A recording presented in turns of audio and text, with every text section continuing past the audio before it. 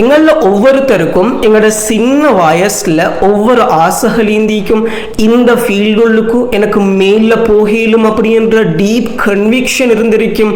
ஆனால் டைம் போக போக எங்களோட பேரண்ட்ஸ்ட எக்ஸ்பெக்டேஷன்ஸோட நாங்கள் பழகிறாக்களோட பிழையான ஃபீட்பேக்கின் மூலமாக மணி ஏர்ன் பண்ண வேணும் அப்படின்ற நிர்பந்தத்தின் காரணமாக அது எல்லாத்தையும் நாங்கள் மறைச்சி வச்சிருப்போம்.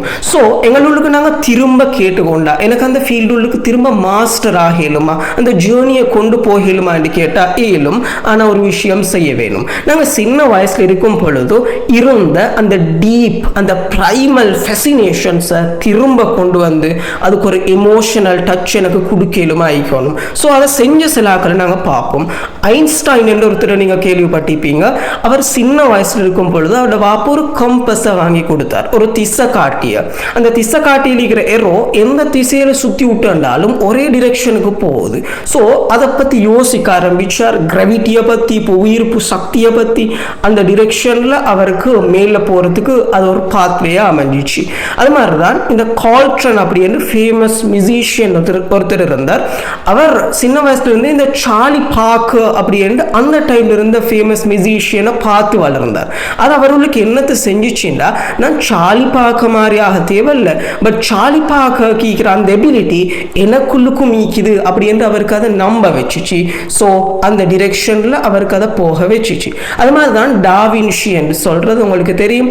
டாவின்சி ஒரு லீகல் மேரேஜின் மூலமாக பிறக்கல்ல, அதாவது சமூகத்தால் ஒதுக்கி வைக்கப்பட்டிருந்தார். இந்த ஃபார்மல் இன்ஸ்டிடியூஷன்ஸில் அவருக்கு படிக்க இல்லாமல் போயிடுச்சு. ஸோ அவர் எப்பவும் இந்த நேச்சரோட தான் இருப்பார், இயற்கையோட, அந்த பேர்ட்ஸோட, அந்த ஃப்ளவர்ஸோட.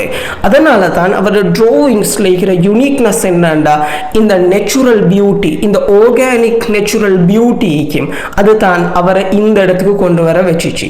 ஸோ இந்த பாத்வேக்கு 3 முக்கியமான ஸ்டெப்ஸ் இருக்குது. ஃபர்ஸ்ட் ஸ்டெப் என்னண்டா, இந்த இன்வர்ட் ஜேர்னியை நாங்கள் போகணும். அந்த இன்வர்ட் ஜேர்னி எப்படிப்பட்டதுண்டா, ஒவ்வொருத்தருக்கும் ஒவ்வொரு விஷயத்தையும் பார்க்கறதுல, ஒப்சர்வ் பண்ணுறதுல வித்தியாசமான விதங்கள் ஈக்கும், பெர்ஸ்பெக்டிவ்ஸ் ஈக்கும். ஆனால் இந்த இந்த சோஷியல் ப்ரெஷர்ஸின் மூலமாக நாங்கள் அதை மறைச்சி வச்சிருப்போம். நாங்கள் ஃபஸ்ட்டுக்கு அதை ஐடென்டிஃபை பண்ணி நான் இதை இப்படி பார்க்குறேன் அப்படின்ற ஒரு தனியான ஒரு ஒரு ஒரு ஒரு ஃப்ரேம் ஒர்க்கை க்ரியேட் பண்ணிக்கொள்ள வேணும். செகண்ட் என்ன செய்யறேன்டா, எங்களோட ஐடென்டிட்டி எங்களோட ஒர்க்கோட மர்ஜ் பண்ண வேணும். ஃபார் எக்ஸாம்பிள் எப்படின்னா, இப்போ எனக்கு பாலிடிக்ஸ் விருப்பம் வேண்டாம், நான் யோசிக்க கூட இந்த பாத்வேல போய்த்து என் ஐடென்டிட்டியை நான் ஒரு ப்ரொஃபஸரா இல்லாட்டி நான் ஒரு டிப்ளமேட்டா நான் ஆக வேணுமென்று யோசிக்க கூட. நான் இப்படி யோசிக்க வேணுமெண்டா, நான் ப்ரொஃபஸராக என்ன செய்ய போகிறது, நான் டீச் பண்ண விருப்பம், சொசைட்டிக்கு சர்வ் பண்ண விருப்பம், அடுத்த ஜெனரேஷனை பில்ட் பண்ண விருப்பம். ஓகே, நான் டிப்ளமேட்டாக என்ன செய்யணும், இன்டர்நேஷ்னல் கான்ஃப்ளிக்ட்ஸை நான் ரிசால்வ் பண்ணுறதுக்கு ஹெல்ப் பண்ண வேணும். ஓகே, அப்போ நான் அந்த 2 பொசிஷன்லேருந்து மட்டும் அதை செய்யலும் இல்லை. ஸோ நான் என்ன செய்ய வேணும் அப்படின்ற விரும்புறதை தான் என் ஐடென்டிட்டியாக மாற்றிக்கொண்டு அதை வச்சு என் பொசிஷன்ஸ் பொறவு மாறலும். அந்த டைமுக்கு புதிய பொசிஷன்ஸ் வந்திக்கலும். அப்போ அந்த டைமுக்கு அடாப்ட் ஆகிறதுக்கு மாதிரி என் ஒர்க்கையும் ஐடென்டிட்டியையும் நான் மர்ஜ் பண்ண வேணும். தேர்ட் என்ன செய்ய வேணுமெண்டா, இப்படி மர்ஜ் பண்ண விஷயத்தை ஒரு நீஷ் பாட்டுள்ளு கொண்டு வர வேணும். நீஷ் என்று சொல்றது ஒவ்வொரு ஃபீல்டுள்ளுக்கும் மிச்சம் குறைவானாக்கள் செய்கிற ஆனால் மிச்சம் முக்கியமான விஷயம் ஒன்றிக்கும். அதை ஐடென்டிஃபை பண்ணி அந்த ஐடென்டிஃபை பண்ண இடத்துல எங்களோட டேலண்ட் எங்களுக்கு பிச் பண்ணலுமா ஆயிக்கணும். அந்த டைமுக்கு எங்களோட வேல்யூக்கு ஏற்ற ரிட்டர்ன் ஆன் இன்வெஸ்ட்மெண்ட் எங்களுக்கு கிடைக்கும். ஸோ இந்த 3 விஷயத்தையும் நாங்கள் அழகாக பார்க்கணும்.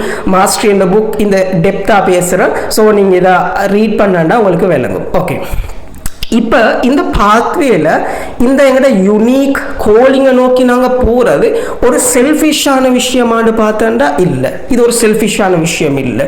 இது அல்லாஹ் உங்களுக்கு தந்திக்கிற ஒரு பெரிய ஒரு அமானிதம். அப்படி என்றால் இது ஒரு காட் கிவன் பர்பஸ்.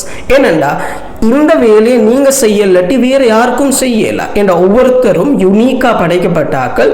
ஸோ ஒவ்வொருத்தருக்கும் யூனிக் கிரியேட்டிவிட்டி இருக்கிற.